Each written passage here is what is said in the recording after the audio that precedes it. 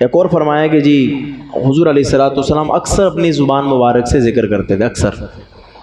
ذکر قلبی بھی ہوتا ہے، یعنی آپ خاموش لیٹے ہوئے ہیں لیکن آپ کا دل اللہ کی طرف متوجہ ہے، تو یہ ذکر قلبی کہلائے گا۔ اور ایک ذکر حضور زبان سے فرماتے تھے لیکن کبھی سو بھی جاتے تھے، کبھی آپ نیند میں بھی ہوتے تھے، کبھی کسی اور مصروفیت میں ہیں تو وہ جو توجہ تھی وہ بڑھ جاتی تھی، تو فرمایا کہ چونکہ آپ کا ذکر زبان سے ہوتا تھا اور جب آپ سو جاتے تھے تو زبان سے ذکر نہیں ہو پاتا تھا، یہ کمی رہ گئی، تو فرمایا اس پر آپ استغفار کیجئے، تاکہ بعد والا کوئی شخص اٹھ کر نبی پر یہ اعتراض نہ کرے کہ نبی کا معاملہ تو عام امتی سے الگ ہوتا ہے، وہ تو ہر دم اللہ کی بارگاہ میں ذکر کرتا رہتا ہے،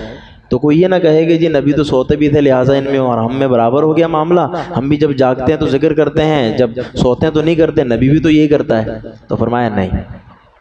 آپ استغفار کیجئے، ہم آپ کی اس کمی کو بھی پورا کر دیں گے۔ یہ توجیہ ایک اس کی دوسری بیان کی گئی۔ علامہ زرقانی فرماتے ہیں کہ حضور علیہ سب سے اچھی توجیہ یہ ہے کہ حضور علیہ السلام کو جو یہ حکم دیا گیا وَاسْتَغْفِرْ لِذَنْبِكَ،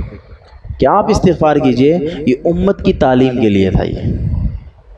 یہ امت میں استغفار کو اور اس استغفار کرنے کو بڑھاوا دینے کے لیے تھا کہ جب امت کا نبی استغفار کر رہا ہے،